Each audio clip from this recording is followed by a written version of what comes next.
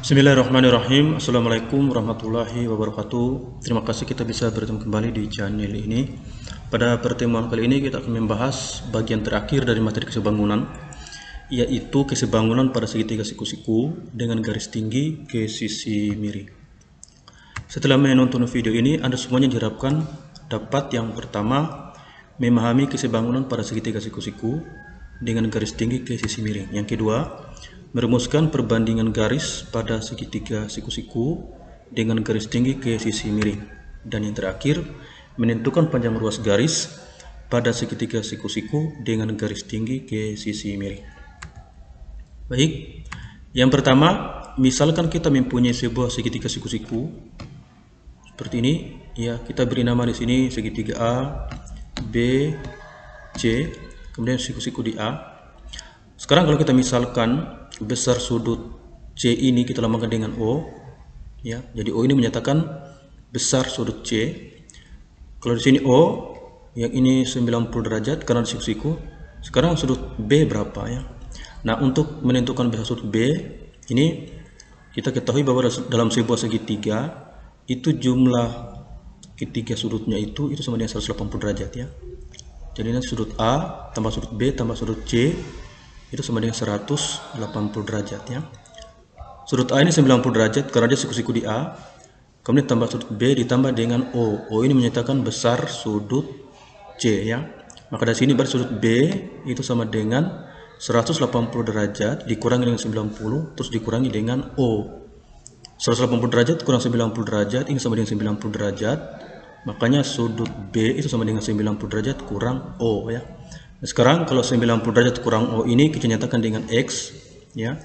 Berarti nanti besar sudut B sini itu sama dengan X, ya. Sekarang kalau ada garis tinggi, ya, dari A kemudian tegak lurus dengan sisi miring, ya, seperti ini berarti nanti siku-siku di sini. Kemudian kita di sini beri nama D, ya. Sekarang pada segitiga ABD ini, kalau misalnya di sini X, sekarang besar sudut A ini berapa, ya? Nah, sama untuk mencari sudut A ini berarti ketiga sudut ini kalau dijumlahkan sama dengan 180 derajat, ya. Itu sudut DAB ditambah dengan sudut ABD yang ini ditambah dengan sudut ADB itu sama dengan 180 derajat, ya. Jadi sudut DAB tambah sudut ABD ini tadi X ditambah dengan sudut ADB ini 90 derajat itu sama dengan 180 derajat. Sehingga dari sini berarti sudut DAB itu sama dengan 180 derajat, ini kurang 90 derajat dikurangi dengan X. Atau sudut DAB itu sama dengan 90 derajat dikurangi dengan X. Tadi karena X itu sama dengan 90 derajat kurang O, berarti X yang ini bisa diganti dengan 90 derajat dikurangi dengan O, ya. Ini kalau kita buka kurungnya dapat 90 derajat kurang 90 derajat, ya, tambah dengan O, ya. 90 derajat kurang 90 derajat itu sama dengan 0. 0 tambah O sama dengan O, ya. Sehingga sudut DAB di sini itu besarnya sama dengan O, ya. Nah, dengan cara yang sama berarti sudut CAD pada segitiga yang di atas ini itu nilainya itu sama dengan besarnya sama dengan X, ya. Jadi sudut DAC itu sama dengan X. Ya. Nah, dari sini, dari gambar segitiga siku-siku dengan garis tinggi ke sisi miring ini nanti kita lihat di sini berarti terdapat 3 buah segitiga, ya. Untuk lebih jelasnya kita bisa lihat di sini. Jadi pada segitiga siku-siku dengan garis tinggi ke sisi miring tadi ini nanti terdapat 3 buah segitiga, ya. Segitiga yang pertama itu yang sebelah atas, kemudian segitiga yang kedua yang sebelah bawah ini, dan segitiga yang ketiga itu yang besar, ya. Ini kita kasih nama segitiga pertama, segitiga kedua, dan segitiga yang ketiga. Sekarang kalau kita perhatikan ketiga segitiga ini itu terdapat pasangan sudut yang bersesuaian besarnya sama, ya. Ini A sama dengan X, ini B sama dengan X, kemudian ini sama dengan X juga. Jadi ketiga sudut yang bersesuaian besarnya sama, sehingga bisa dikatakan ketiga segitiga ini itu semuanya sebangun, ya. Sekarang kalau ketiga-tiganya sebangun, bagaimana melihat perbandingan sisi yang bersesuaian yang perbandingannya sama, ya. Yang pertama kita perhatikan dulu segitiga yang pertama dan yang kedua. segitiga yang pertama dan yang kedua ya. Ya. Ini segitiga ADC dan segitiga ABD. Ini saya bangun sebab ketiga sudut yang bersesuaian itu besarnya sama. Kemudian kalau begitu bagaimana dengan perbandingan sisi yang bersesuaian? Kalau kita lihat di sini, ini sisi AD ada di sini juga ada AD ya. AD pada segitiga yang pertama ini itu bersesuaian dengan BD pada segitiga yang kedua. Kemudian AD pada segitiga yang kedua bersesuaian dengan CD pada segitiga yang pertama. Sehingga dari sini berarti AD yang ini per BD itu sama dengan CD per AD ya. Jadi yang ini per BD itu sama dengan CD per AD. Kalau sudah begini kita kali silang, kita dapatkan AD kali AD sama dengan BD kali CD. Jadi AD kali AD sama dengan BD kali CD. Atau AD kuadrat sama dengan BD kali CD. Jadi ini rumus yang pertama ya. Kemudian yang kedua ya. Yang kedua ini bagaimana melihat perbandingan sisi yang bersesuaian pada segitiga yang pertama dan segitiga yang ketiga. Ini yang segitiga yang pertama, ini yang ketiga. Ya. Kalau kita lihat di sini juga saya bangun sebab ketiga sudut yang bersesuaian itu besarnya sama. Kalau saya bangun, mana perbandingan sisi yang bersesuaian? Yang perbandingannya sama ya. Jadi kalau kita lihat di sini, ini pertama sisi AC, di sini juga ada AC ya. Nah, sisi AC pada segitiga yang pertama ini ya, sisi AC pada segitiga yang pertama ini itu bersesuaian dengan dengan BC pada segitiga yang kedua. Kemudian sisi CD pada segitiga yang pertama itu bersesuaian dengan sisi AC pada segitiga yang kedua.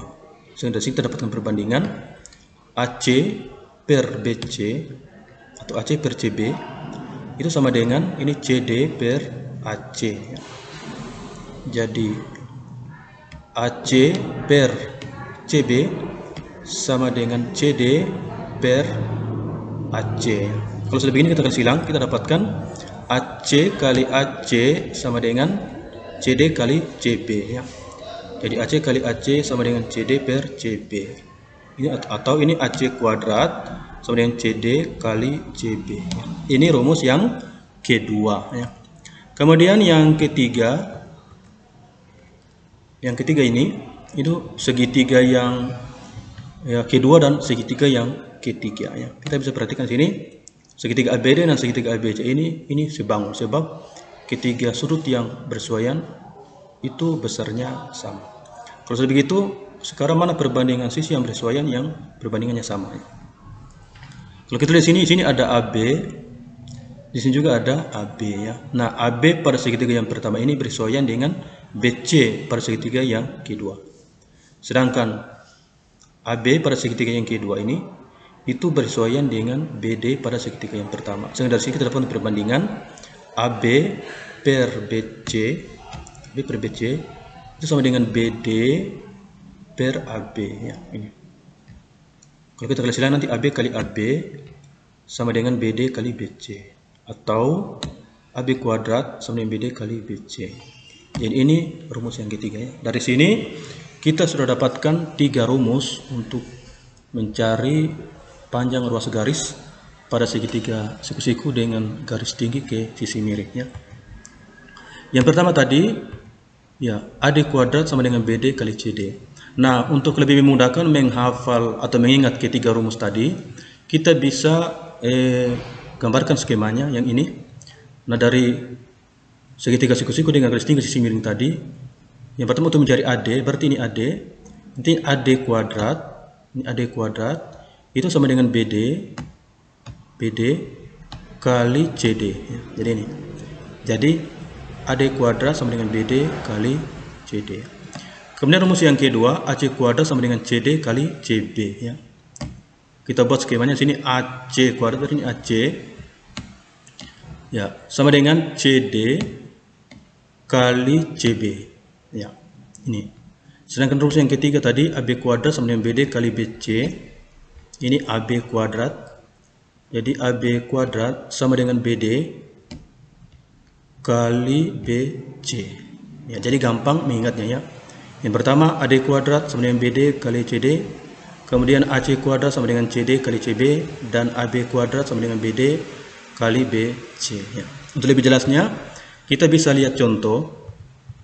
Yang pertama, pada segitiga siku-siku dengan garis tinggi sisi miring ini, diketahui panjang BD 6 dan panjang CD 8. Sekarang suruh hitunglah panjang AD, panjang AB, dan yang ketiga panjang AC. Ya.